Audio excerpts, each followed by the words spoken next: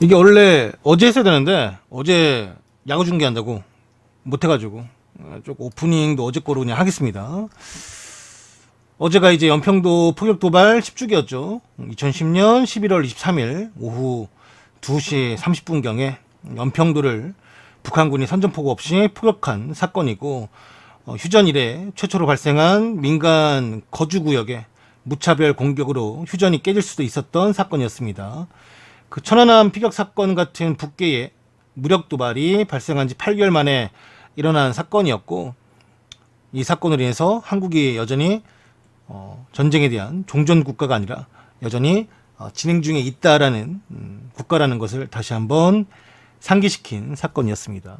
이 연평 그도 이제 포격 도발 10주기를 맞이한 것도 있고 또 안타까운 사건이고, 네, 이제 또 사망 사건이 있었기 때문에, 게다가 이제 제가 이제 군 생활을 연평도 바로 옆에서 했어요. 전 백령도에서 했는데 뭐 저 제대하고 한참 뒤에 이제 한참 뒤? 그치, 한참 뒤이죠. 네, 한참 뒤에 이제 있었던 사건이었고, 요때가 아마 제 기억으로는 이제 제가 그래도 이때는 민방이 아니지, 민방 예비군 이제 계속 미뤘다가 11월 달에 꼭 마지막으로 가야 되는 그 시점에서 아마 이제 이 일이 있었던 게 기억나는데, 무튼 간에 이제 저 연평도 포격 도발로 인해서 이제 사망한 군인들이 다 해병대 소속이라 저는 좀 많이 기억하고 있죠.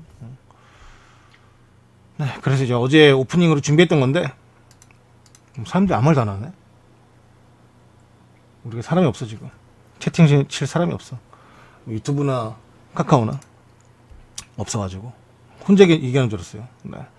아무튼 어제 오프닝이었는데 어제 못해가지고 오늘 뭐 하루 지났지만 다시 한번 해봅니다.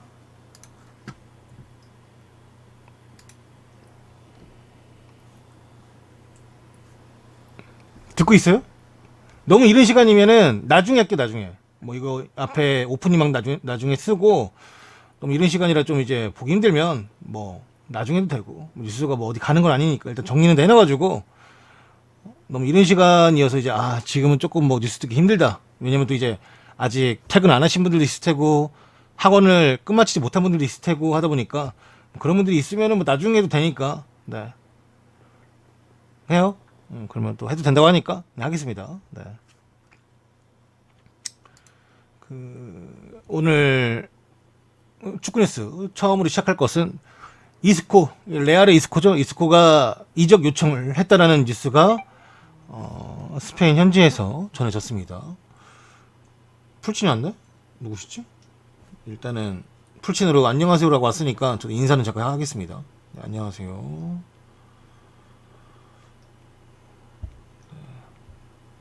인사를 보내보고, 네. 이스코가 레알을 떠나고 싶다라는 소식이 전해졌고, 현재 레알에서 출전 시간을 얻지 못하고 있는 이스코가 이 상황에 대해서 좀 많이 지쳐있는 상태이고, 다가오는 겨울 이적 시장 때 팀을 떠나고 싶다라고 알렸다고 합니다.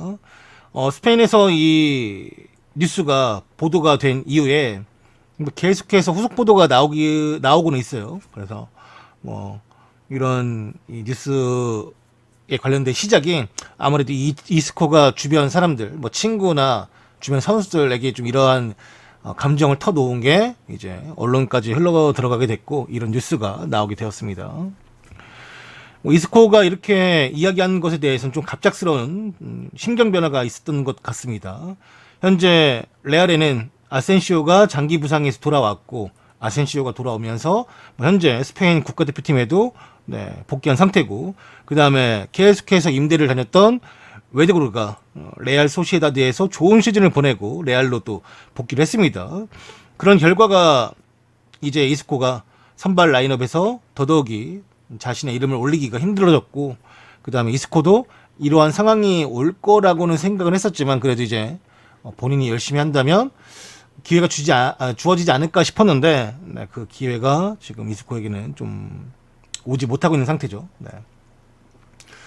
뭐 그럼에도 불구하고 이스코는 계속해서 레알에 남고 싶다라는 이제 스탠스를 보여줬었는데, 그런 상황이 이제는 바뀌었고, 레알은 이스코 이적에 대해서 뭐 심각하게 생각하고 있지 않습니다. 뭐 보내줄 수 있는 여건이라고 생각하고 있고, 그 다음에 또 레알이 이번 시즌이 끝나면 공격수에 큰 투자를 할 예정인데, 어차피 이제 떠날 친구는 떠나 보내야 하고, 그 다음에 뭐 그 큰 투자를 이제 생각하고 있으니까, 금액이 필요하니까 이스코를 떠나 보내더라도 뭐 챙길 수 있는 금액이 괜찮으면 보낼 수 있다라는 생각을 가지고 있다고 합니다.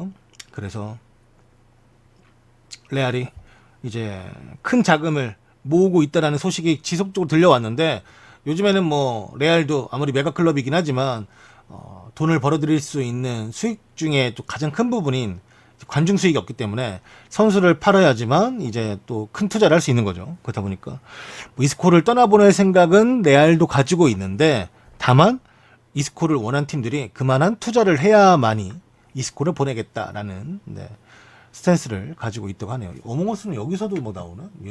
이 게임 자체가 되게 유명한가 보다. 아무튼 뭐 이스코가 레알을 떠날 수도 있다라는 소식을 전해드렸습니다. 안녕하세요. 오늘은 일찍 시작하시네요. 오늘 좀 일이 있어서 일찍 시작했고, 풀친으로 왔는데? 잠깐만요. 풀친이 잘 안 오는데 오늘 왔네. 카카오TV 실시간 채팅 어떻게 들어가나요? 잠깐 답변 좀 해드리겠습니다. PC이면 카카오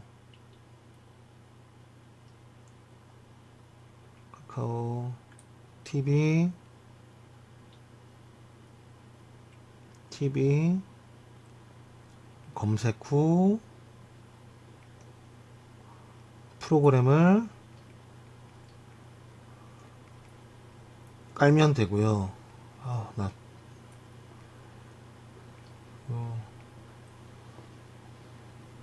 폰이면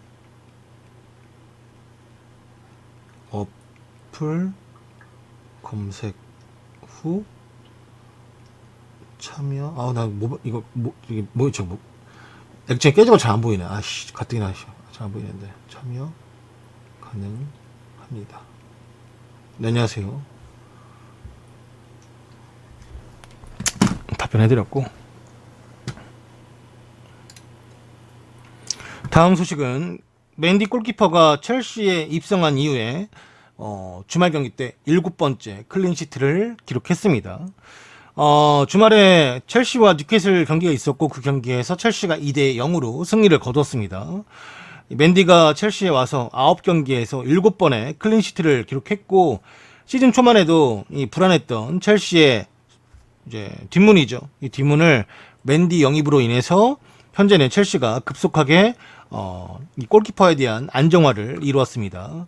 맨디는 첼시에서 실점이 9경기에서 단 2실점밖에 없었고, 이전에 주전 골키퍼였던 케파는 3경기에서 6실점을 했었습니다. 뭐 맨디는 아직 표본이 적긴 하고 한 시즌을 다 마치지 못한 상태이긴 하지만, 맨디가 오고 나서 첼시가 아주 좋은 수비력을 보여주고 있는 것도 사실이고, 티아고 실바와 이제 주말 좋은 모습도 있습니다. 여튼간에 이제 맨디가 많은 경기를 뛰지 않았지만 지금까지 뛴 경기를 토대로 스탯을 따져보면 경기당 0.25실점을 하고 있습니다. 그러니까 경기당 1실점 나라는 거죠. 0.25면은 뭐 1실점 안 하는 것도 아니고 거의 뭐 4경기에 1실점 정도 한다고 보시면 될 것 같아요. 네.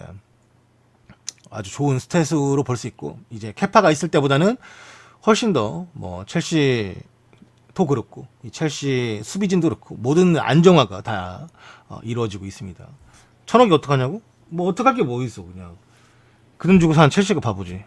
어쩌겠습니까? 뭐 그 돈 주고 사라고 뭐 남들이 떠미는 것도 아니고 지들이 급해가지고 빌바오한테 바이어 때리고 데려온 건데, 뭐 자기들이 알아서 하겠지. 뭐 그런 거 다 걱정해줄 필요도 없고, 첼시 팬 아니면. 첼시 팬이시면은 걱정되면은 그 첼시 뭐 굿즈라도 좀 사주시면 됩니다. 다 이제 뭐 사실 뭐 유니폼 산다고 해서 그 돈이 다 그 첼시한테 가는 거 아니거든요. 솔직히 말하면 사실 브랜드 그 이제 스폰이 훨씬 더 많이 가져가는데 뭐 아무튼 뭐 첼시 도와주고 싶으면 그거밖에 없지 뭐. 첼시 굿즈 사줘야지 뭐. 그래서 구단이 만든 굿즈 사주는 게 더 좋아요. 유니폼보다는. 네. 유니폼 생각보다 그 브랜드에서 가져가는 게 훨씬 더 크기 때문에. 네. 아니면 애초에 뭐 거기 뭐 구단주가 부자인데 우리 인생이나 걱정하자. 우리도 코로나 때문에 힘들어 죽겠는데 알아서 하겠지. 그리고 뭐 열심히 응원하시고 첼시 팬이시면 열심히 응원하시고 첼시가 다시 또 챔스에서 좋은 성적 거두고 그럼 되니까. 네. 그럼 되지 뭐. 걱정할 필요가 뭐가 있겠습니까? 알아서 하겠지.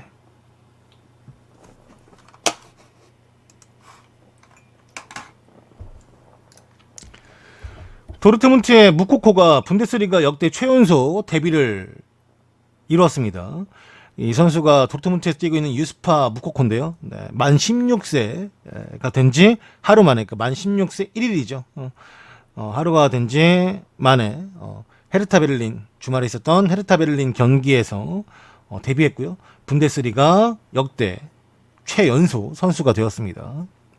이전에 가지고 있던 기록도 도르트문트가 가지고 있는데 그때는 도르트문트에서 뛰었던 누리사인이 만 16세 334일에 이제 데뷔하면서 기록을 가지고 있었는데 그 기록을 이제 무스파 무코코가 세웠고요. 얘는 뭐 한참 332일이 빠른 기록이니까요. 네. 아무래도 이 기록을 뭐 누군가는 언젠가 깨겠지만 깨기는 힘들죠. 왜 이걸 깨기 힘드냐면 일단 분데스리가에서 뛰려거든 만 16세가 돼야 돼요. 근데 얘는 만 16세 1일에 이제 데뷔한 거니까 데뷔할 수 있는 최대로 거의 빠른 날이죠. 네. 아니면 만 16세가 되는 날 딱 데뷔를 해야 되면 뭐 데뷔를 하면은 얘 기록을 깨겠지만 그 깰 수 있겠어요? 네. 그렇다 보니까 뭐 깨기는 어렵겠죠. 아무튼 분데스리가도 이제 무조건 뭐 아무리 어린 나이에 다 데뷔할 수 있는 게 아니라 만 16세가 돼야지만 데뷔할 수 있기 때문에 그 전에는 유스팀에서만 뛸 수 있습니다. 얘는 그래서 이 경기 뛰려고 유스팀에서 바로 콜업됐어요. 그래서 뭐 지금도 이 선수에 대한 가치를 뭐 도르트문트도 크게 매기고 있고 뭐 나이키하고도 전속 계약이 돼 있는 선수이기 때문에 앞으로 뭐 기대감은 엄청 높은 선수라고 합니다. 근데 이제 뭐 아무래도 프로 레벨에서 싸우려거든 이제 뭐 속도나 골결이나 이런 거 말고도 이제 피지컬이나 이제 시야 같은 것도 많이 배워야 되기 때문에 이제 뭐 일본에 데뷔했으니 뭐 경기에서 좀 많이 뛸 수 있다면 더 나은 선수가 되겠죠. 아무튼 정말 어린 선수입니다. 진짜 만 16세니까. 이거에 관련해서 홀란드가 이제 그 인터뷰한 게 있더라고요. 이제 홀란드가 무코코가 데뷔했는데 어떻게 생각하냐라고 홀란드한테 물어보니까 홀란드 저런 나이에 저렇게 하기가 쉽지가 않고 홀란드가 이제 무코코가 이제 만 16세인데 나는 늙었다고 하면서 뭐 자기 벌써 늙었다 하는데 홀란드도 20살이에요. 20살에 이제 만 16세 선수가 있다 보니까 자기 늙은 것 같다고 막 이런 얘기하면서 주접을 싸고 있더라고요. 얼굴은 늙었는데 나이는 늙지 않았으니까. 네.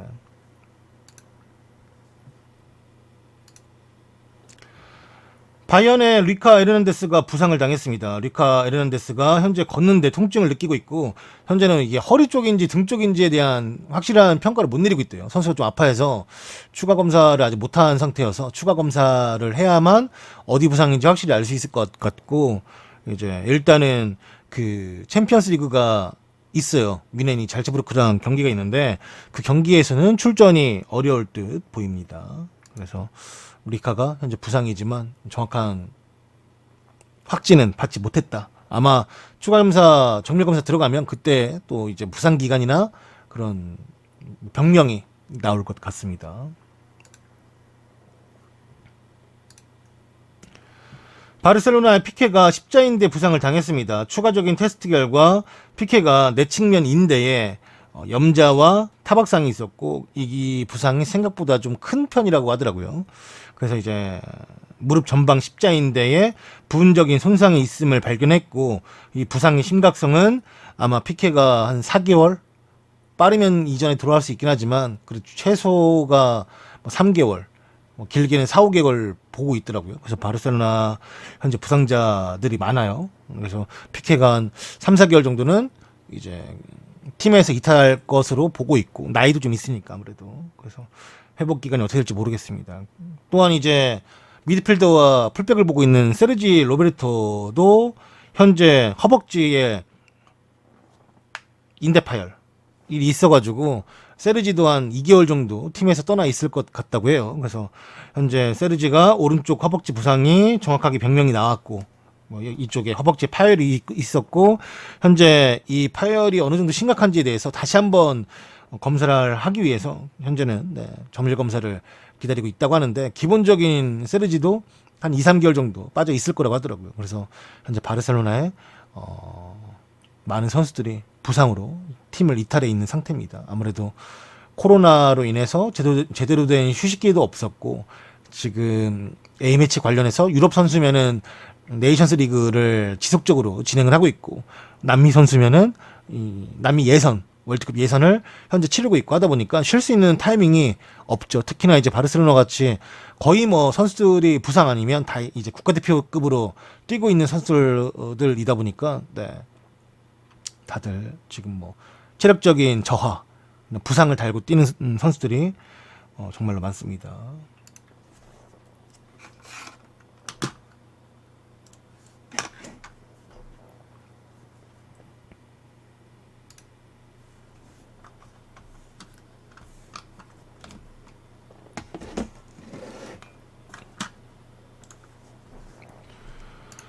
이번 시즌 프리미어리그 우승을 토트넘이 할 것이라고 로비 세비지가 예측을 했습니다. BBC 라디오5 라이브에 출연했던 전 레스터 시티의 미드필더이자 이제 더비 카운티에서 뛰었던 이제 세비지인데요.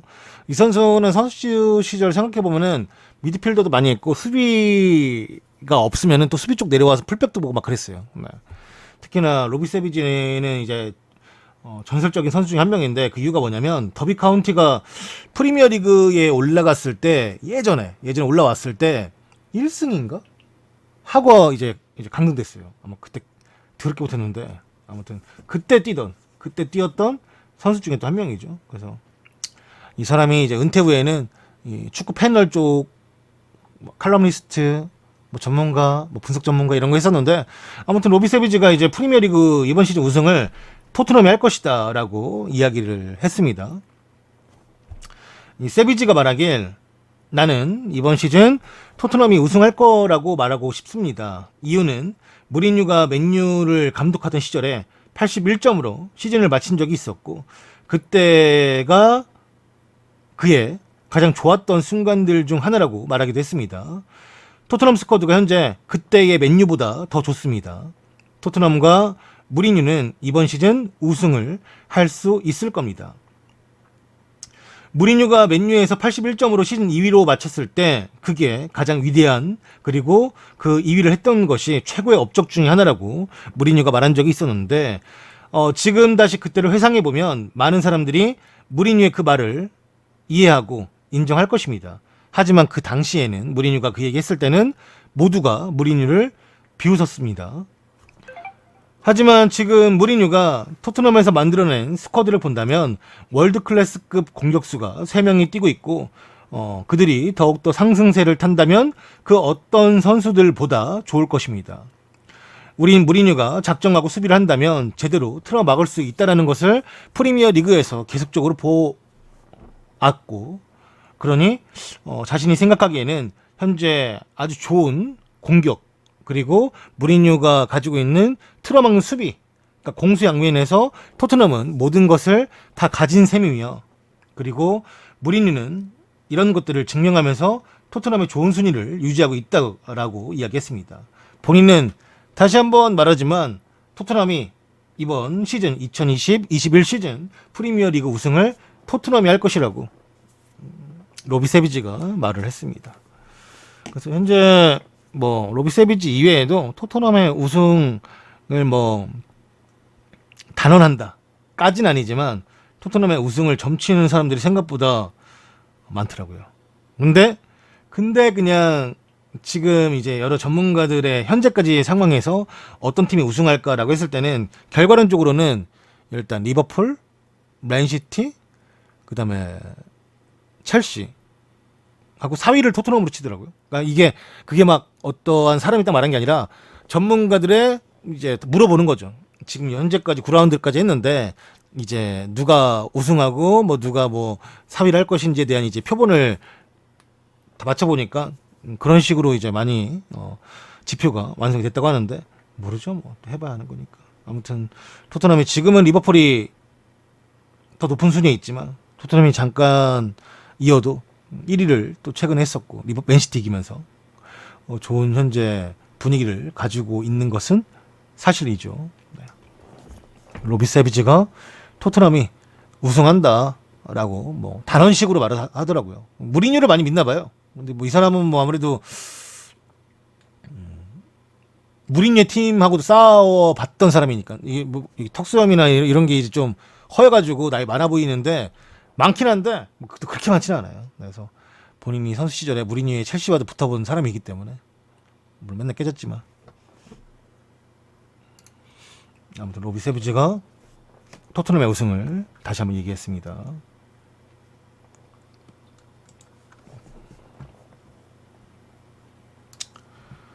자, 다음 소식으로 가볼게요. 잠시만요. 녹화를 다시 해야 돼요.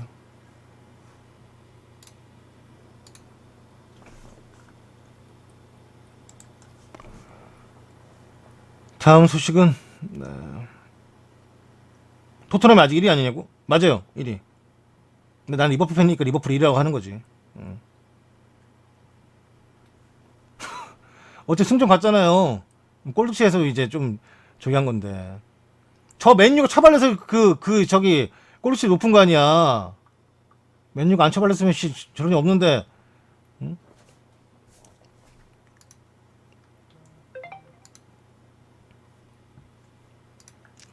다음 소식은 이 부카요 사카죠. 그리고 윌리안 요 두 명이 또 아스날에서 부상을 입었다고 합니다. 주말에 아스날과 리즈 유나이티드와의 경기가 있었는데 이제 이 경기에서 부카요 사카와 윌리안 둘 다 부상을 입었습니다. 리버풀도 안 처발렸으면 됐죠. 맞아요. 아스ton 빌라한테 처발렸죠. 맞는 말입니다. 사카는 경기 막판에 좋은 슈팅을 통해서 승리를 누려보았지만 이게 뭐냐면 이제 뭐 이 경기 보시면 아시겠지만 이날 페페가 퇴장을 당했어요. 박치기 해가지고 뭐가 빡쳐서 박치기인지 모르겠는데 박치기 해가지고 퇴장당했고 한 명이 없는 상태에서 아스날이 좀 많이 밀리긴 했지만 그래도 좋았던 상태도 있었어요. 거의 뭐 1대1이라고 볼 수 있는 상황도 있었는데 사카가 좀 그 상황에서 이제 좀 무릎이 피났나? 아무튼 사카가 그때 이제 다 제끼고 골을 넣었을 거라고 생각했던 상황에서 이제 골도 들어가지 않았고 아무튼 뭐 아스날에 한 명이 나갔지만 열심히 했죠. 리즈는 골대가 많이 불운했고 여튼간에 이제 뭐 그런 상황에서 막판에 좋은 슈팅을 통해서 승리를 노려보려고 했지만 그 골이 들어가지 않으면서 많은 또 리버풀 선수들이 아쉬워했고 리버풀이 한다. 아스날 선수들이 아쉬워했고 이날 그 이아멜리가 이제 골키퍼로 나와서 잘 막았어요. 그 사카가 다 제꼈을 거라 생각했는데 마지막에 막 선방하고 넘어지면까지 막 공 내보내고 하면서 아스날 골을 막았죠 또.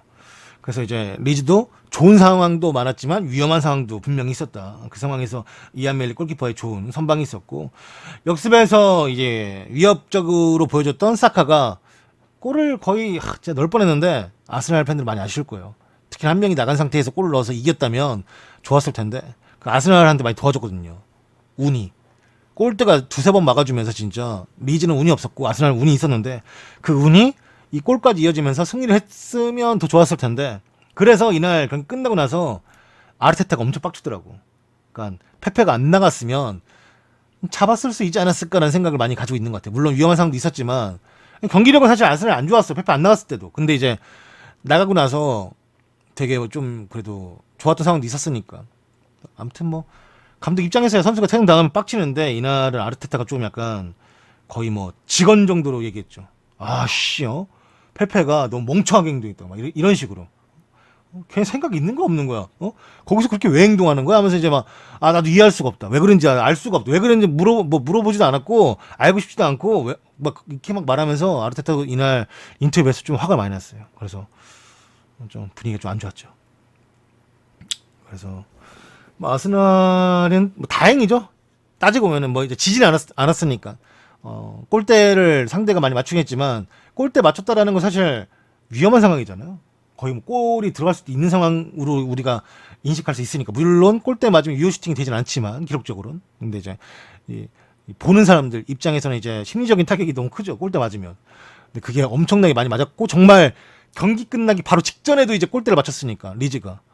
그 리즈 골대 맞췄을 때 거의 막 그 리즈 선수들이 울더라고 막. 우와 하면서 어떻게 이렇게까지 골대를 맞을까 하면서 정말 리즈 선수들이 막 진짜 막 골대 맞으니까 주변에 있던 선수들, 그 슈팅한 선수들 포함해서 주변 선수들도 막 머리를 감싸고 막 진짜 그러더라고요.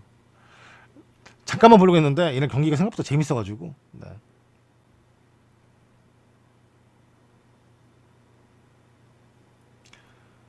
케인은 배신 안 합니다. 갈 때 가더라도 무조건 이번 시즌 끝나고 레알이든 맨시티 갈 거예요. 가네요 그러면 결국에는 본인이 말씀하시는 것도 간다고 말씀하시는 거네요. 음.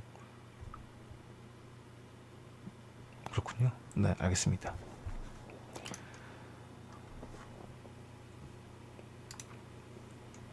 다음 소식은 아니고 이거는 이제 그 발렌시아하고 알라베스죠. 경기가 있었죠. 주말에 있었고 이날 경기의 선발 라인업이었어요. 이때 맨 밑에서 두 번째 보면은 이강인이 있죠. 네.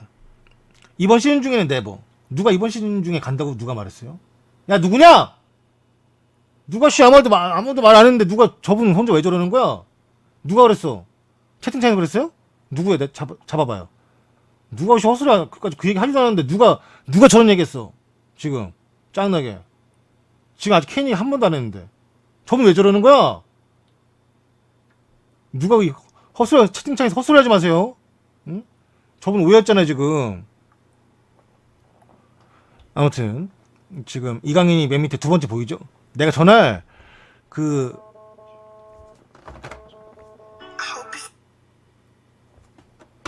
알람이 있네요. 네. 전날 이제 새벽에 알람 맞춰놓고 내가 엔트리를 봤어요. 엔트리를 봤는데 난 이강인이 없는 줄 알았어요. 맨 처음 엔트리에. 그래서 씨 이강인 없나 보구나 하고서는 잤어요. 자고 일어났는데 네, 지금 생각이 열받네. 왜냐면은 이날 원래 어플을 다른 걸 쓰는데 이날따라 내가 그 오늘의 해외 축구를 본단 말이에요. 근데 이제 내가 원래 오늘의 해외 축구로는 안 보는데 이날 이상하게 오늘의 해외 축구로 들어갔어. 내가 갔는데 거기에 이강인 서브라 써 있는 거예요. 그래서 내가 서브? 나 후반전 일어나서 볼 자신이 없는데 해가지고 안 봐야겠다. 잤는데 알고 선발이더라고. 씨 내가 원래는 그 커뮤니티를 가든가 아니면 이제 사커웨이를 가서 보는데 이날은 내가 멍청하게 오늘의 해외 축구를 가서 그냥 봤는데 거기 서브라 써 있어가지고 씨 안 봐야겠다. 아무튼 자고 일어났는데 선발이었더라고. 네 이래서 공홈에서 봤어야 되는데 씨 멍청하게 그날따라 오늘 진짜 제가 오늘 해외 축구를 원래 K리그용으로만 쓰지 해외 축구로는 안 써요. 근데 선발이었던 걸 내가 못 봐가지고 선발이었으면 보려고 했거든요. 열받았지. 아무튼 뭐 이날 선발이었다라는 걸 말씀드리고 경기 결과는 저는 이제 말씀드린 것처럼 자서 안 봤어요. 안 봤고 나중에 이제 재방송 하길래 재방송 봤는데 이강인 선수가 선발 나왔잖아요. 이강인 있을 때는 2대0으로 지고 있었어요. 알라베스가 그래도 사실 이 알라베스 그냥 기본적으로 우리가 평가하는 게 강등권 그리고 뭐 이제 강등돼서 내려갔다 오거나 올라오거나 그래서 일부 리그 왔다리 갔다리 하는 팀으로 보는데 발렌시아가 워낙에 팀이 상태가 안 좋으니까 지금 근데 2대0으로 지고 있더라고요. 내가 볼 때도. 그래서 이강인이 번뜩번뜩한 모습은 나도 이제 그 재방송 봐서 봤는데 그냥 발렌시아 자체 경기력이 안 좋아요. 안 좋아가지고 보는데도 볼맛이 안 나더라고. 그리고 이강인이 좀 빨리 나갔어요.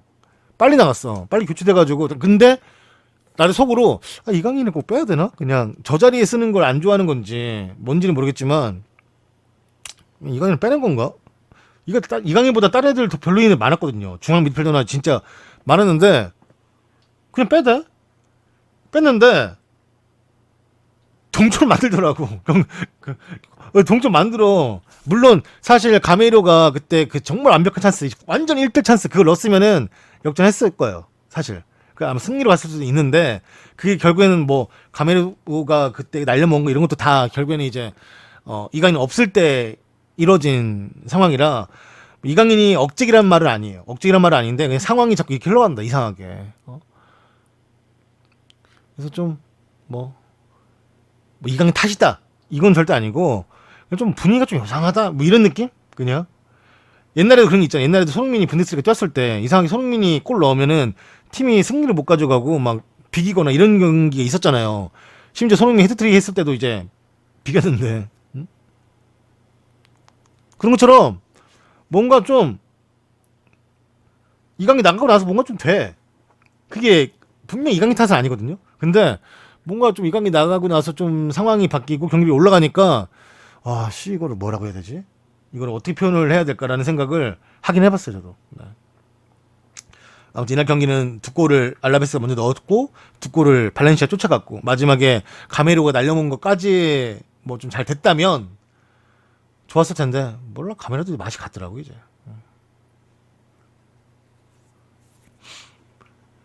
그리고 이제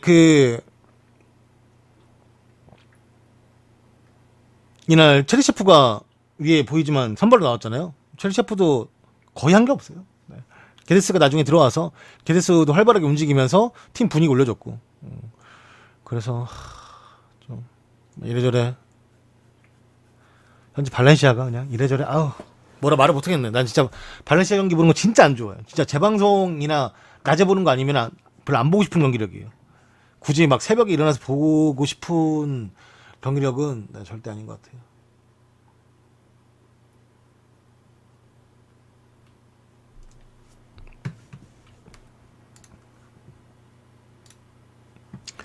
다음은 이제 리버풀과 레스터의 경기 후 평점입니다.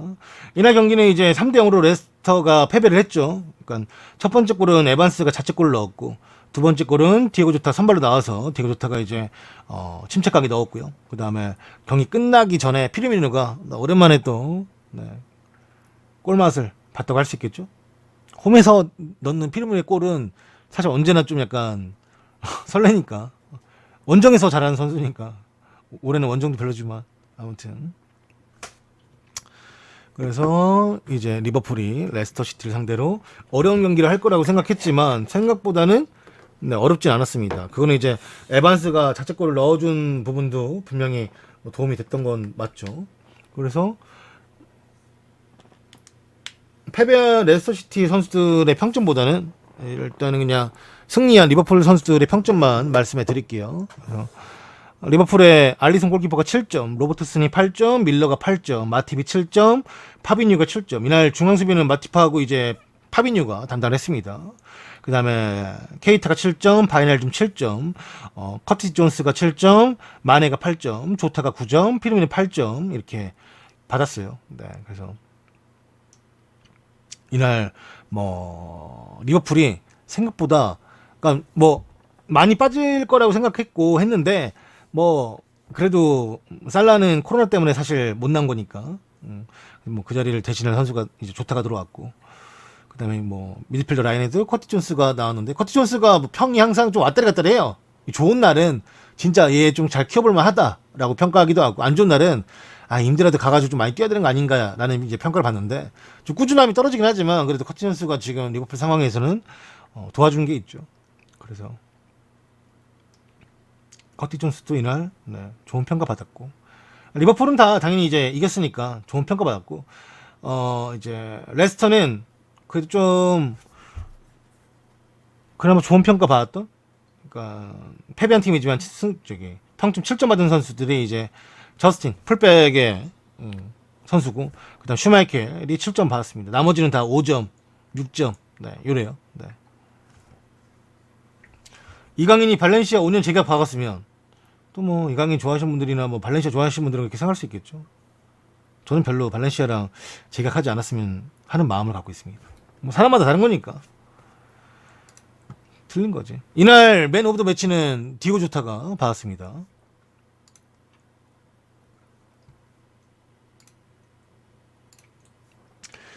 리버풀이 현재 64경기, 64경기 홈에서 무패 행진을 달리고 있습니다. 리버풀과 레스터와의 경기의 기록을 살펴보겠습니다.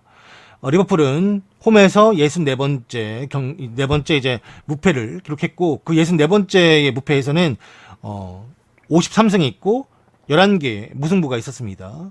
그러면서 새로운 팀 기록을 세웠습니다. 그 다음에 로저스가 레스터를 맡은 이후로 리버풀과 3번의 경기를 치렀는데 그 경기에서 모두 패배를 하였습니다. 그리고 그 3번의 경기에서 총 레스터는 9실점을 했습니다. 그러니까 로저스 아래에서 이렇게 특정팀을 상대로 실점한 것 중에 가장 많은 점수를 실점한 것입니다.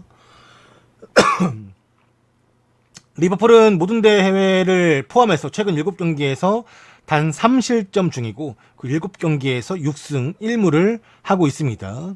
그리고 그 7경기들에서는 4번의 클린시트, 한 번도 이제 골을 내주지 않는 경기가 4개가 있었습니다. 디오고 조타는 레스터 시티를 상대로 리그에서 5번 출장해서 4골을 기록하고 있으며 이는 디오고 조타의 개인 특정팀 상대 최다골을 거두고 있는 것입니다. 디오고 조타가 리버풀 1부 리그 역사상 처음으로 자신의 첫 4번의 홈경기 출장에서 모두 득점을 한 리버풀의 선수입니다. 첫 번째 선수래요. 네. 그래서 조타가 또 아주 큰 기록을 또 세웠고요.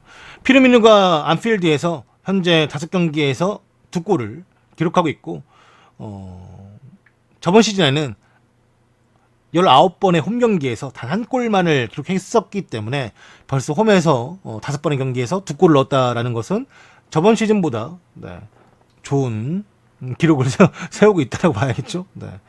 저번 시즌 19번 중에 한 골 넣었구나 진짜. 원정에서만 정말 잘했는데. 그리고 이제 이날 골을 넣었던 로버트슨이 어시를 해줬지만 그 조타가 골을 넣었던 그 골은 30번의 패스가 나온 이후에 득점이고 옵타라고 축구 경기 영상이나 아니면 이 기록 같은 거를 정리하는 이 사이트가 있는데 그 옵타가 2006년부터 이제 이 데이터를 기록하기 시작했는데 그 데이터를 기록한 시작 이후에 가장 많은 패스가 이루어진 골이라고 합니다. 네. 그리고 이제 이날 어시스트를 세운 게 로버트슨인데 로버트슨이 아놀드만큼의 이제 어시스트 기록을 세우게 되었고요. 그 다음에 에반스가 이날 첫 번째 자책골을 넣었는데 프리미어 리그에서 에반스가 6번의 자책골을 넣은 것입니다.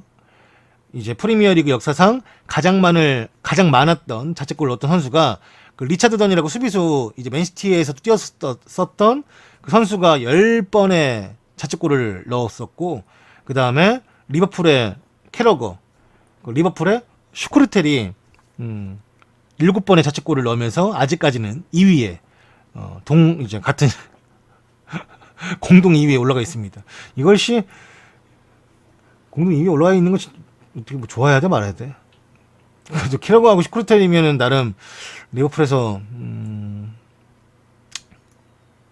캐러거는 뭐 정말 오래 뛰었고 슈크르텔도 이제 오래 뛰었는데 아무튼 공동 2위에 올라가 있대요. 7개로.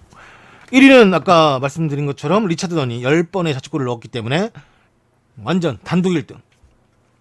3위가 이제 에반스입니다. 현역은 에반스밖에 없네요.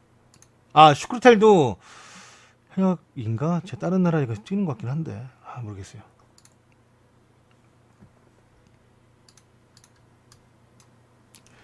아까 말했던 리즈와 아스날 경기의 평점입니다. 이날 경기는 결국 0대0으로 끝났고 그냥 아스날만 말씀해드리면 레노가 8점, 레노 많이 맞거든요.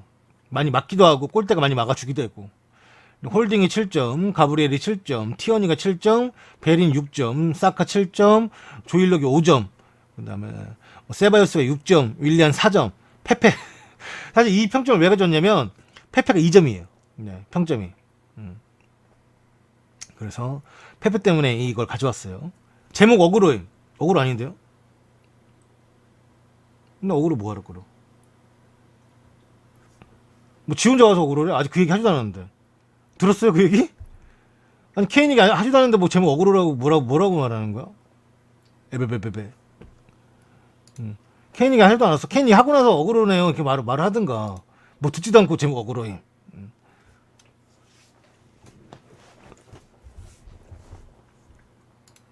혼자 왜 저러는 거야?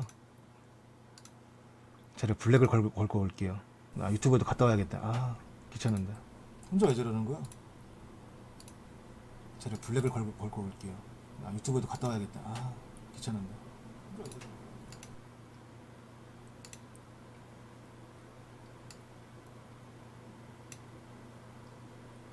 됐어. 네. 자, 그래서 좀 전에 이제 그 아스날 그리고 그 평점을 가져온 이유는 페페 때문에 가져왔다. 퇴장당한 페페가 레드 카드를 받았고요. 아니 같은 말이죠. 퇴장당한 페페가 레드 카드 당연히 받았겠지. 퇴장을 받았고, 네. 평점 2점을 받았습니다. 유튜브도 관심 받는다. 항상 유튜브 관심 가져주는데 왜?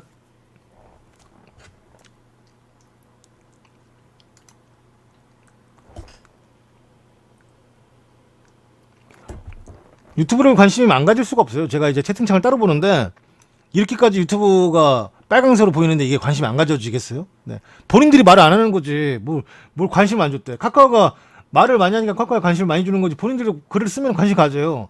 본인들이 글을 안 쓰잖아. 본인들이 글을 많이 안 써놓고 뭐 관심 안 줬다 그래요. 오해하겠네. 유튜브 가서 댓글 봐보세요. 제가 댓글 100%다 달아요. 100%. 100%다 달아요. 뭐 어떤 말을 쓰던 간에 한 번도 쌩깐 댓글이 없어. 가서 봐보세요. 근데 뭐 관심을 댓글 저기 뭐 달아본 적 있어요? 없죠. 저러면서 관심 주네 안 주네 하고 있다니까.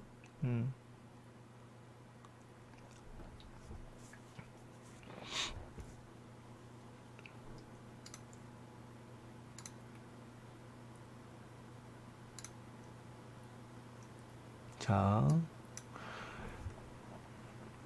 혹시 5년 전부터 아프리카 TV에서 활동하시던 조조님인가요?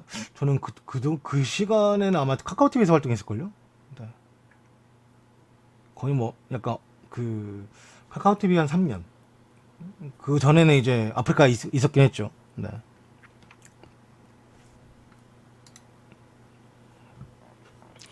다음 소식은 펩이 맨시티 현재 득점력이 하락한 이유에 대해서 말을 했습니다. 펩은 현재 팀에 아구에로가 필요하고 아구에로가 현재 5달 동안 부상자 명단에 올라가 있어서 제대로 된 경기를 뛰지 못했다. 그리고 원래 그 5달 동안 내내 부상이었던 게 아니라 부상을 한번 복귀했었는데 다시금 이제 50분 만에 다른 부상으로 인해서 교체 아웃이 되었고 현재 아구에로가 32살인데 지금의 나이를 고려해 볼 때 뭐 급하게 우리가 지금 아구에로 필요한 건 맞지만 그렇다고 막 급하게 아구에로를 복귀시켜 가지고 뛰게 하고 또 부상당하고 또 몇 달 동안 못 뛰고 이렇게 하는 것보다 완벽한 몸 상태로 돌아오게 만들어서 이 선수가 이전에 보여줬던 몸 상태 그리고 그 골 득점력 그런 걸 이제 보여줄 수 있게 해줘가지고 오랫동안 함께 뛸 수 있게 만들 것이지 지금 팀이 어렵다 해가지고 급하게 뭐 아구에로를 쓸 마음은 없다. 이 아구에로도 이제 32살이기 때문에 좀 아껴서 써야 하는 상황이 왔다라고 이제 이야기했습니다.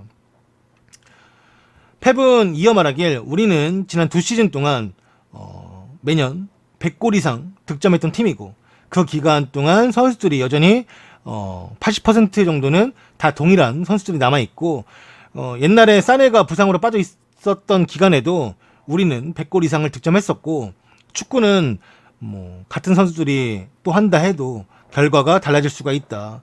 현재 우리 맨시티는 더 나은 방향을 위해서 노력하고 있고 그리고 우리가 다시금 지금 조금 팀의 퀄리티가 좀 떨어져 있는 상태인데 나아지기 위한 방법을 찾을 것이고 전술과 훈련 방식의 변화를 주기에는 어렵다. 이유는 올 시즌은 코로나 때문에 연장되어 있는 이제 시간이 없이 그러니까 좀 중간에 쉴 수 있는 시간 없이 바로 리그가 재개가 되었고 선수들은 국대 경기, 친선 경기, 평가전 이런 거 다 뛰고 네이션스 리그, 남미 예선 이런 거 뛰고 하다 보니까 뭐 너무나 타이트한 일정들이나 피로도들이 많이 이제 뭉쳐 있고, 그리고 이제 다른 유럽 리그와 달리 현재 프리미어 리그는 5명의 교체가 아니라 3명의 교체만이 가능하기 때문에 지금 이런 상황에서 어떤 것에 대한 큰 변화를 주기가 어렵다. 그냥 우리가 하던 거, 잘 하던 거 꾸준히 이어나가면서 그냥 좋은 몸 상태를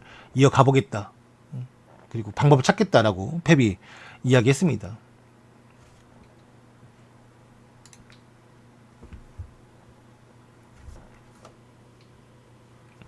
스털링이 기본급 6억 재계약 제시받음.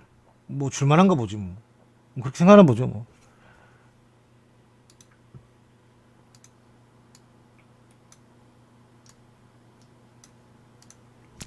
바르셀로나가 챔피언스 리그에서 이제 디나모 키예프를 상대해야 되는데 그 원정 이 소집 명단을 발표했습니다. 근데 우리가 알고 있는 대용이나 메시가 안 보이죠. 이 두 선수는 가지 않습니다.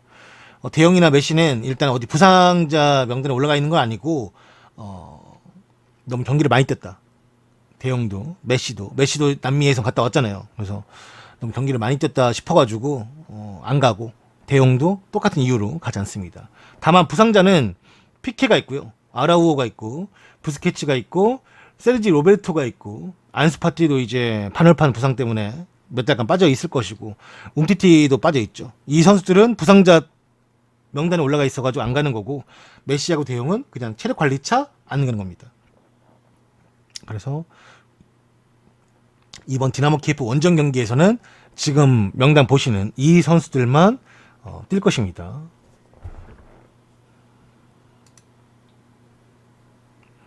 그쵸. 옛날에 그러니까 우리가 바르셀로나 하면 워낙에 뭐 좋았던 멤버, 좋은 멤버들을 많이 우리가 그래도 2000년 후반 그리고 2010년대 중반까지는 봐왔으니까 지금 이 멤버를 우리가 비교하자면, 그때와 비교하자면 뭐 많이 떨어지지.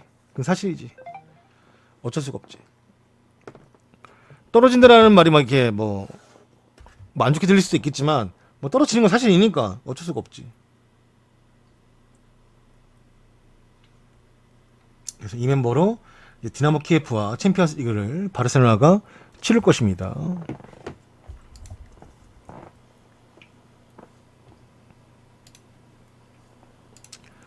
피파는 아프리카 축구협회 회장인 이 아흐마드에게 5년간의 자격정지를 내렸습니다.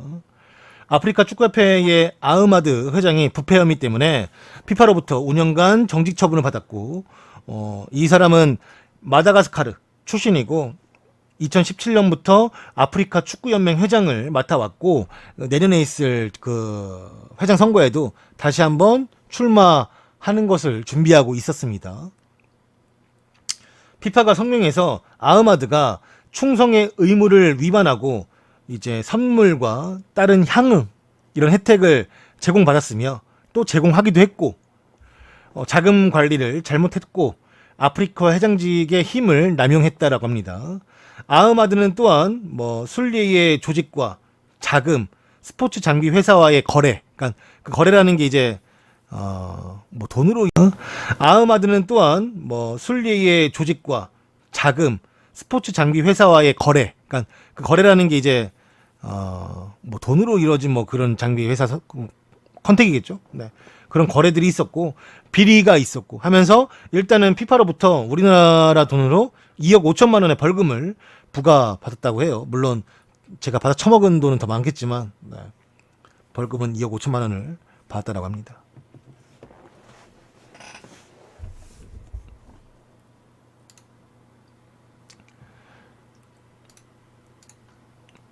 리버풀 에코에서 보도하길 티아고 부상 소식에 관련된 뉴스가 올라왔습니다. 클럽은 티아고 알칸타라가 좀 더 빨리 팀에 복귀해 주길 바라고 있긴 하지만 현재 티아고가 부상에서 복귀한다라는 생각을 하기에는 어렵습니다. 왜냐면 일단 티아고 부상이 머지사이드 더비 때 히살리숑이 이제 태클로 티아고의 무릎을 찍었기 때문에 그 이후에 지금 계속 경기를 뛰지 못하고 있고, 그리고 현재 그 리버풀 훈련장에서 티아고가 복귀할 거라는 이야기가 있었지만 실제로는 티아고가 아직 팀 훈련을 소화하지 못하고 있습니다. 그러니까 아직도 기본적인 뭐 훈련을 아예 못하고 있는 상황이에요. 그러니까 생각보다 부상이 좀 더디게 회복을 하고 있는 것 같습니다. 아무래도 머지사이드 더비가 워낙에 좀 거칠었던 경기였었고 티아고도 이제 그때 많이 아파했죠. 그래서 조금 보기에는 어려울 것 같습니다. 안녕하세요. 처음 봬요. 네, 안녕하세요. 추갈못인데 축구는 좋아합니다. 케빈 데 브라이너가 검색해보니 주급이 4억 5천만 원인데 손흥민 선수 때문에 알게 되었는데 축구 어느 정도 되는 선수인가요? 덕배? 덕배 누구랑 비교할 수 있을까? 과거 선수 중에 덕배는 결국에는 이제 우리가 흔히 말하는 이제 플레이메이커 스타일로 선수를 지정하긴 해야 되는데 생각보다 덕배가 하는 게 많더라고. 저번에 토트넘이랑 할 때도 보니까 덕배 전성기죠. 지금이 전성기 중에 한 축이죠. 원래 올 시즌만 뭐 전성기라는 게 아니라 근 한 4년? 3년 정도는 계속 이제 뭐 전성기였으니까. 그리고 맨시티가 꾸준하게 우승할 수 있었던 것도 덕배가 오고 나서 좀 역할도 컸고. 누구랑 비교해야 될지 모르겠네. 옛날 선수 중에는 솔직히 옛날 선수들이 이제 아무래도 은퇴 선수들이랑 비교하다 보면은 그 비교되는 은퇴 선수들의 약간 추억 버프가 있어가지고 막 이렇게 막 누구랑 비교하기 좀 어려워요. 네. 현역 선수랑 비교하려거든 덕배한테 지금 현역 선수 비교할 만한 선수는 없기 때문에 나름 그러니까 쉽게 말하면 현존하는 미드필더 중에 가장 넘버 원픽 아닐까요 감독들의? 그러니까 미드필더를 크게 구분했을 때 전 세계 감독들에게 누굴 데리고 싶냐라고 했을 때 가장 많이 얘기되는 선수가 그냥 덕배겠지. 덕배라고 생각하고.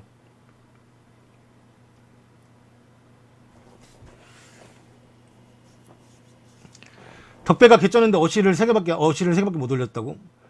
제주수가 뱉잖아 자꾸. 토하잖아. 멀미가 많이 하더라고 제주수가.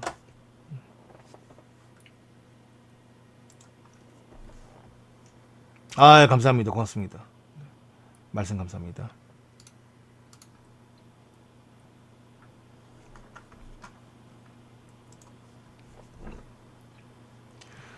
ESPN 소식에 따르면 맨시티는 토트넘의 스트라이커 해리케인의 영입으로 선회할 수 있다라는 소식입니다.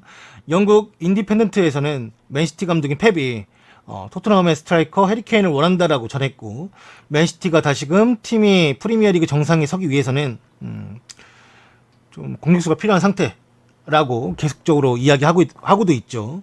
과르디올라가 최근에 맨시티와 2023년까지 계약을 연장한 상태입니다. 흥민이도 아니고 케인? 맨시티가 손흥민이 왜 필요해? 본인은 왜 그렇게 생각해요? 맨시티가 손흥민이 왜 필요할 거라고 생각하는지 몰라가지고 나는 이해가 잘 안 돼가지고 왜 그렇게 생각하시죠? 잘 모르겠어요. 맨시티는 손흥민이 아니라 당연히 케인이 필요하지. 지금 상황에서 손흥민이 왜 필요해? 거기가 이선이 솔직히 넘치는 팀인데. 아무튼 펩이 이제 맨시티와 2023년까지 계약 연장한 건 오피셜로 떴죠. 발표되었고 협상 과정에서 보도에 따르면 현재 펩이 이 맨시티의 미래 때문에 미래에 더 좋은 성적을 얻기 위해서 더 큰 무대에서 더 좋은 성적을 얻기 위해서도 직접 케인을 거론하면서 맨시티 보드진에게 현재 해리케인의 계약의 가능성이 있는지, 그러니까 맨시티가 어떠한 뭐 조건으로 뭐 이적료를 줘서 데려올 수 있는지 없는지 아니면 뭐 계약 기간에 이런 것들 모두 다 한번 조사해달라고 펩이 요청을 했었다라고 합니다. 이 기사에 따르면 케인은 토트넘이 올해 트로피를 획득하지 못하면 이적을 추진할 수도 있다라면서 케인이 토트넘과 2024년까지 계약을 맺고 있지만 지금 맨시티는 케인을 데려오기 위해서 1억 5천만 파운드 이걸 한국 돈으로 이제 계산해 보면 한국 돈으로 2,200억이 넘는 금액이에요. 그 금액으로 케인을 데려올 수 있는 상황이라고 생각을 하고 있고 또 그런 금액을 지를 수 있는 전 세계 몇 안 되는 클럽 중에 하나일 것입니다. 케인은 최근 토트넘이 맨시티를 이기는데 아주 핵심적인 선수 역할을 담당했던 선수이기도 하죠. 뭐 다시 한번 뭐 토트넘과 맨시티와의 경기를 우리가 복귀해 보자면 그날 경기에서 케인은 어떠한 탑 타겟터 아니면 피니셔 이런 역할을 한다라기보다는 좀 내려와서 볼도 많이 뿌려주고, 그 다음에 뭐 지금은 많은 이제 전문가분들이 다시 한번 그 영상을 돌려보면서 이제 케인이 그날 뭐 우리가 그냥 보면은 이제 스탯만 보면은 케인이 슈팅 몇 개 했지? 유슈팅 몇 개 했지? 이렇게만 볼 수 있는데 그날 케인의 가장 큰 역할 중에 하나가 미끼 역할이었죠. 그 미끼 역할을 했던 게 손흥민의 첫 번째 골에서도 했었어요. 아마 그때 영상을 다시 한번 돌려보시면 은돈벨레가 이제 약간 몸의 리듬을 바운스를 주면서 막 돌았다가 막 이상한 거 많이 하잖아요. 그 하다가 이제 손흥민이 들어가는 거 보고 패스를 찔러주죠. 패스 찔러줘서 우리가 보고 처음에 봤던 장면은 손흥민이 그 패스를 딱 잡아서 살짝 왼쪽 컨트롤한 다음에 알을 깠죠. 했지만 그 영상을 다시 한번 보시면은 케인이 그 손흥민이 들어가는 걸 보고 일부러 본인이 바깥으로 빠져요. 바깥으로 빠지면서 수비 두 명이 케인한테 빨려가요. 그 빨려간다라는 게, 야, 케인이 뭐 하려나 보다. 얘를 이 앞선에서 막아야지, 하프 스페이스에서 막아야지, 더 들어가면 이제 슈팅도 할 수 있으니까 막아야겠다 싶어가지고, 순간적으로 케인이 앞으로 빠지니까 수비 두 명이 잠깐 딸려가요. 딸려가는데, 그 상황에 손흥민이 들어가고 있던 거지. 그리고, 은돈벨레 픽도 케인에게 패스한 게 아니라 손흥민에게 패스한 거기 때문에 두 명이 잠깐 손흥민을 놓쳐요. 분명히 그 이제 수비 라인이 컨트롤이 돼 있는데 거기서 놓치면서 잠깐 둘이 수비 두 명이 빨려가면서 손흥민에게 더 많은 사람들이 붙을 수 있었지만 그걸 케인이 미끼 역할을 해주면서 빼줬죠. 그래서 손흥민이 좀 더 프리하게 슈팅할 수 있었던 것도 케인이 분명히 그런 역할을 해줬기 때문에, 물론 그런 역할들은 결국에 경기를 다시 한번 보면서 복귀하면서 봐야지만 보일 수 있는 부분이고 스탯에 들어가지 않으니까 우리가 알 수는 없지만 그렇게 본다면 케인이 정말 그냥 이 피니셔 역할만 해주는 게 아니라 이날 경기에서는 그런 미끼 역할, 그리고 이제 옛날 에릭센이나 알리가 했었던 이제 공을 뿌려주는 역할, 그리고 또 내려와서 수비도 해주고 때로는 또 중앙 미드필더 역할까지 해주니까 지금 케인은 진짜 올라운더 플레이어라고 할 수 있고, 그냥 프리롤은 아니지만 그 프리롤 같은 느낌이죠. 1선과 2선을 넘나드는, 또 때로는 3선까지 내려오면서 볼을 뿌려주는. 그래서 이날 경기에서는 이제 토트넘이 맨시티보다 많은 슈팅을 때리지 않았음에도 불구하고 결국 2대0으로 이기는데 케인이 아주 혁혁한 공을 세웠다. 그리고 이날 뭐 킹 오브 더 매치는 손흥민이 됐지만 맨 오브 더 매치는 이제 또 케인이 되는 것도 있어요. 그렇다 보니까 케인도 이날 뭐 우리가 흔히 알고 있는 골을 넣는 역할은 못해줬지만 그에 맞게끔 훨씬 더 다른 역할로도 좋은 모습을 보여주었다라고 할 수 있고, 그런 역할에 대해서 지금 많은 이제 프리미어리그 감독들이 칭찬하고 있죠. 사실 어떠한 위치까지 올라가면 그 선수는 나는 뭐 골만 넣고 싶은데, 아니면 난 수비하기 싫은데, 이렇게 요구하는 선수들도 있고 그렇게 하려는 선수들도 있는데, 케인은 본인의 역할을 좀 더 희생하면서까지 다른 선수를 살려주려고 하고 올 시즌 그런 모습을 보여주고 있고, 이런 거는 이제 기본적으로 이제 토트넘의 타이틀을 위해서 케인이 좀 더 헌신하고 있고 희생하고 있더라고도 볼 수 있는 거니까. 아무튼 케인이 지금 하고 있는 역할들이 정말 많고요. 네, 잘 하고 있다라고 보시면 될 것 같습니다.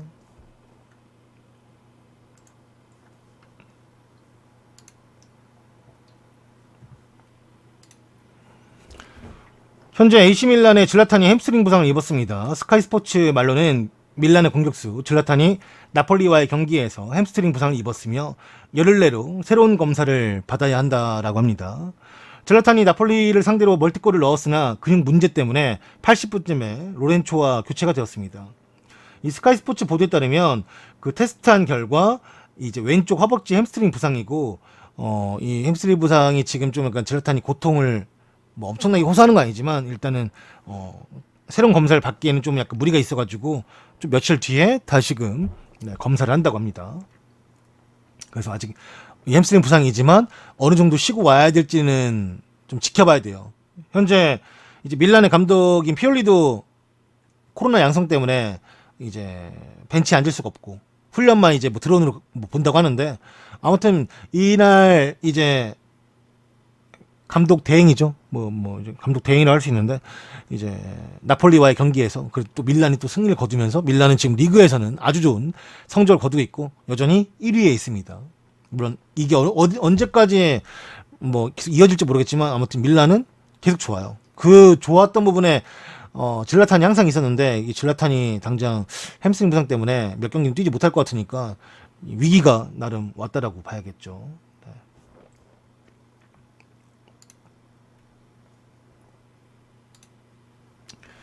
이 니콜라 페페가 자신의 인스타그램을 통해서 사과를 했습니다. 니콜라 페페가 아까 말씀드린 것처럼 그 리즈 유나이티드와의 경기에서 뭐 때문에 빡이셨는지 알리오스키에게 박치기를 했죠. 지단처럼 빡 해가지고 심판이 VR 보고 와서 바로 레드 꺼져 해가지고 꺼졌죠.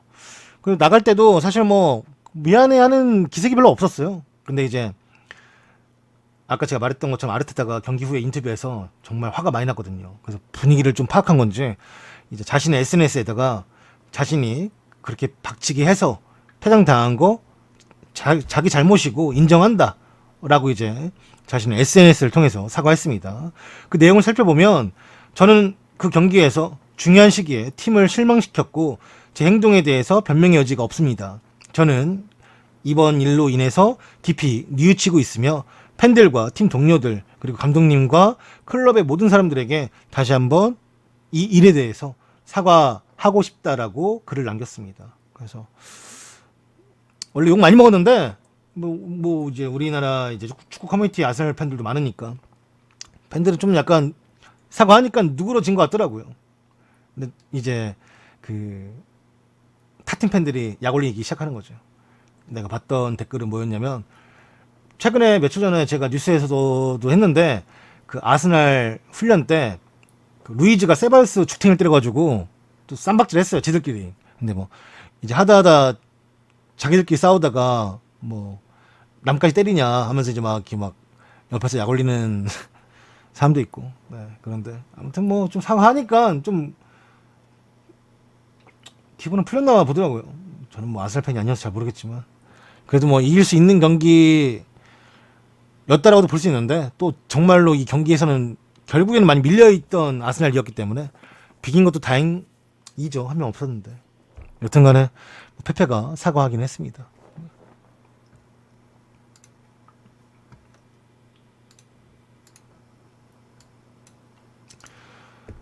여러분들 중에 기억하시는 사람들이 있을 거예요. 할릴로비치입니다. 옛날에 바르셀로나에서 뛰었었고 뭐 함부르크에서도 뛰었었죠.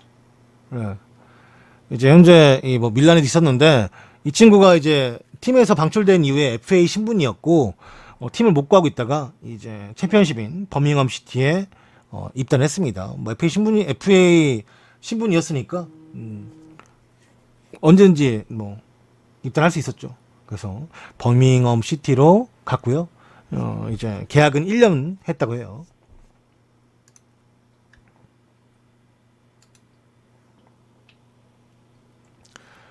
다음 소식은 12월 2일부터 영국이 스포츠 관중을 받습니다. 최대 4,000명까지 허용이 된다고 합니다. 락다운이 끝나는 12월 2일부터 영국은 야외 스포츠 이벤트에 대해서 최대 4,000명까지 관중을 받을 수 있고요. 이 보리스 존슨 총리가 이 월요일 늦게 발표했다고 하고요. 네. 확진자가 많은 지역은 뭐 현재 하는 것처럼 뭐 무관중 경기가 그대로 진행이 될 것입니다. 다만 이제 조금 확진자가 적고 뭐 할 수 있는 곳, 관중을 받을 수 있는 곳, 좀 약간 이쪽에는 코로나 확진자가 적다 하면은 4,000명까지, 뭐 적당하다 하면은 2,000명까지, 그리고 여기는 코로나 환자 너무 많은 지역이다 하면은 거기는 무관중 이렇게 한다고 합니다. 그래서 아직은 이제 이렇게 발표가 났고 어느 지역이 뭐 4,000명까지, 어디가 2,000명까지라고는 이제 공식 발표는 나지 않았어요. 그냥 12월 2일 락다운이 끝나고 나서 발표가 될 수도 있고 락다운이 끝나기 직전에 발표가 나올 수도 있을 것 같습니다. 이거는 이제 BBC에서 선정한 프리미어리그 9라운드 2주의 선수들입니다. 디에고 조타가 보이고요. 공격에는 그죠? 그다음에 칼버트로인, 에버턴의 칼버트로인, 토트넘의 해리케인, 그다음에 브라이튼의 미드필더 솔리마치, 그다음에 웨스트햄의 라이스, 리버풀의 바이널둠, 브라이튼의 웰백이 포함되어 있고요. 수비에는 첼시의 리디거, 토트넘의 다이어, 아스날의 가브리엘이 포함이 되어 있습니다.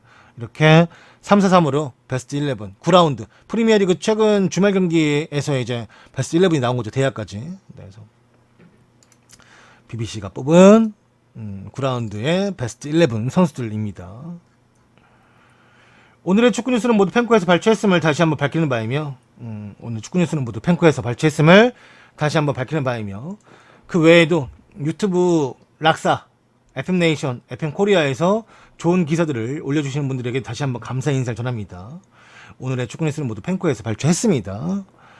이 영상은 유튜브를 통해서 보실 수가 있고요. 유튜브에서 보실 분들은 조던 HD를 검색하셔가지고 구독과 좋아요 해주시면 감사하겠습니다. 여러분들 수고하셨습니다. 감사합니다.